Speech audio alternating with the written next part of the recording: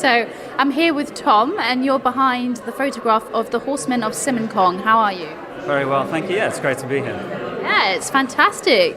Please tell us about your photo here, just the layers of him wrapping up and the solitary. I'm just taken away. Please tell me more. Well, I'll give you a bit of the background of this series of work, The Horsemen of Kong. It's based in a country called Lesotho, which is a landlocked country in the middle of South Africa. So it's up in the mountains. You can see it's quite cold.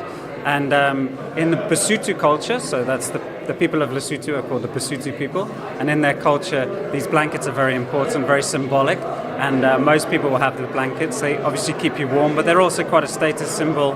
And people will have their own blanket that they'll keep for many years. And it's a very, very rural community and a long way from the small towns to the houses which are up in the mountains. And people will live very kind of alone in these, well, with their families, but apart from other people in small houses. So there's a lot of commuting to get to the towns. And people will either take a horse or they will walk for hours and hours and hours. So I traveled to Lesotho. I live in Cape Town. It's about 16 hours by car.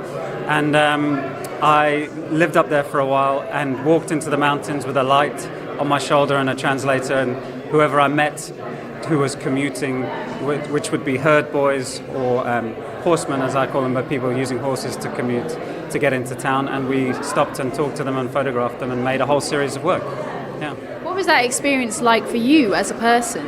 It was actually a beautiful experience. A lot of my work is human rights and social justice and can be very heavy and like quite emotionally hard, whereas this project was much softer and a really gentle experience with taking time to just walk in the mountains, and it's so quiet, and then everybody that we came across, we could have time to chat to them and photograph them. So it was actually a really cathartic experience, I suppose.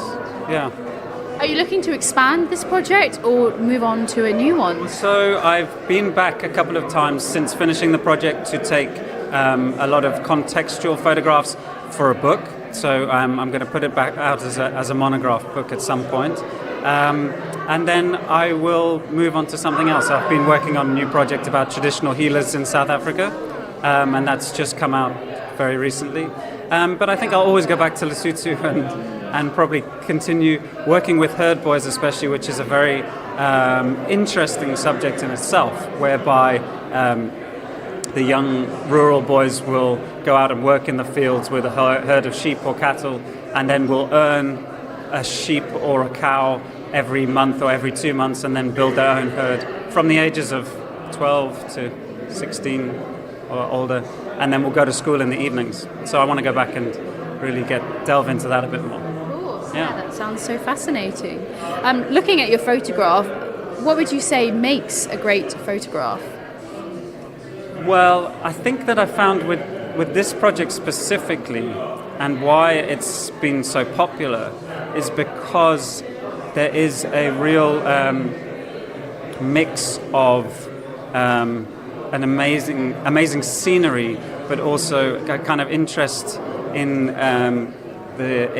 what people are wearing, and it's the whole product together. It's not just one thing, but it's showcasing, I guess, Lesotho mountains as a beautiful place, as well as the Basotho culture. And I think sometimes with portraiture, it's about those combinations of little things which all come together, and a lot of subtle things, and also engagement between the photographer and the subject, which is obviously really important. And I think in a lot of the photographs in this exhibition, you can really tell that there is a very close engagement and a lot of work being put into those relationships before any photograph's been taken at all. Looking around at the photographs in this exhibit, is there one that stands out to you? I really love the one in Vanuatu of the three women on the rock. I don't know if you've seen that one, in the middle of the sea. And there's also another one that was taken in Venice Beach of a woman standing, I think she was on the promenade with ripped jeans. That was really beautiful, yeah. Do you have any tips for aspiring photographers?